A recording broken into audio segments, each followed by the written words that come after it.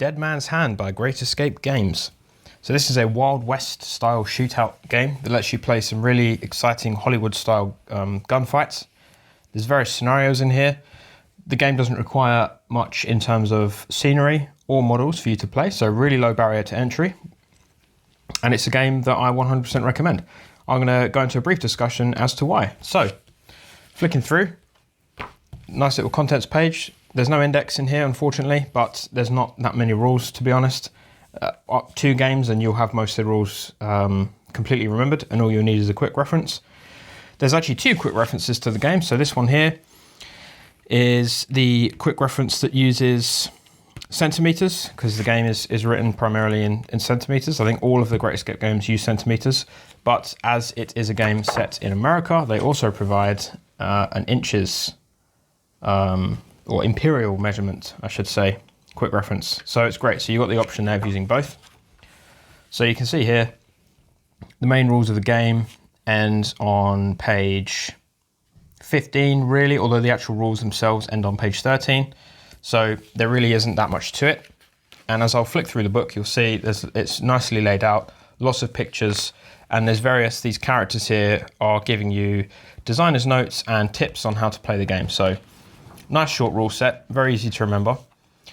In terms of the way the game works, you have scenes, which is their name for scenarios. The scene will tell you how many models to have or how many points to spend on models, where to set up, and what the objective is. The objective might be to rob a bank, it might be to break someone out of prison, it might be to capture someone, or it might just be to kill the opposing gang.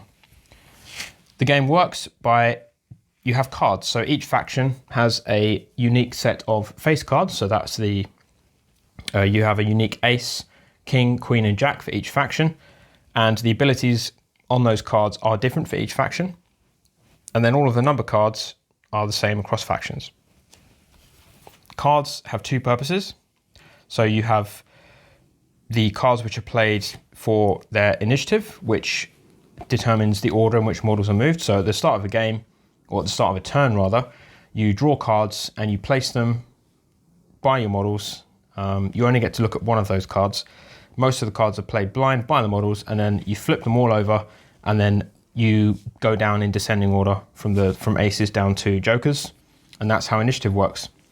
The other use for cards is that you have a hand of cards, which are used for their abilities, and the cards themselves tell you when they can be used. You can play as many cards as you like through the turn, and that creates a lot of fog of war, a lot of friction, because you can have cards which hinder your enemy, you can have cards which help your allies, all sorts of different abilities, and then those unique face cards which I mentioned give each faction their unique flavor on top of the special rules that they get anyway.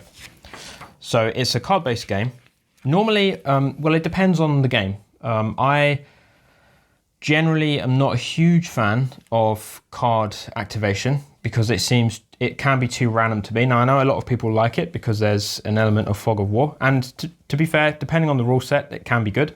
This is an example of a game where I really like it because you're trying to show those quick Hollywood-style rapid gunfights in the Wild West, where it is completely chaotic and you can't always plan for things. So I think having the card-based initiative system works really well for this. And having the cards have a dual purpose where you're using them for abilities as well is a really good way of introducing some kind of strange events and things and sort of crazy things that can happen. So models all have actions. You can move, shoot, reload, recover, etc., the usual sort of stuff. You can do them in any order as well. So it's quite a free-flowing system. There aren't a lot of rules for terrain or cover. It's very, very simple. You can just basically, if your measurement stick can reach somewhere, your model can go there. There are, of course, rules for falling off of buildings and things and getting shot if you're trying to cross a gap between 2 buildings. But generally, it's a very free-flowing game, which I like, and I appreciate that. Their intention with this is to create those, as I say, Hollywood-style Wild West movies where there's people diving through saloon doors and crashing backwards through windows, like firing their pistol off in fanning their pistol rounds and emptying all 6 bullets in one go. So, and the rules do a really good job of that. So this is the examples of some of the cards. So as I say, you've got common cards and then you have gang-specific cards. In the main book, you get the lore You get the Outlaws, you get the Cowboys and the Desperados. And as you can see here, underneath each roster of troops, you get unique special rules which are available, which give each faction a different play style, which is really good. And then finally we have the scenes. So the scenes, as I mentioned at the start, are their version of scenarios. And there's all different things here. There's scenes where you're using typically 7 men in a 21-point game. Or there's scenes where it's just one-on-one and you're essentially playing blackjack with the cards, and that's how you do, one-on-one duels, standoff gunfights. So it's a really quick flowing game. The rulebook isn't that big. I've really enjoyed the games that I've had. I've played multiple games of this now, and I've never felt like, I'm really sort of missing out on anything. The game's always been really fun. Yes, there are a lot of random things that can happen with the dice rolls. So you're using a D20 typically to do your shooting in this game, and then you'll use a D10 for morale, so you have nerve tests.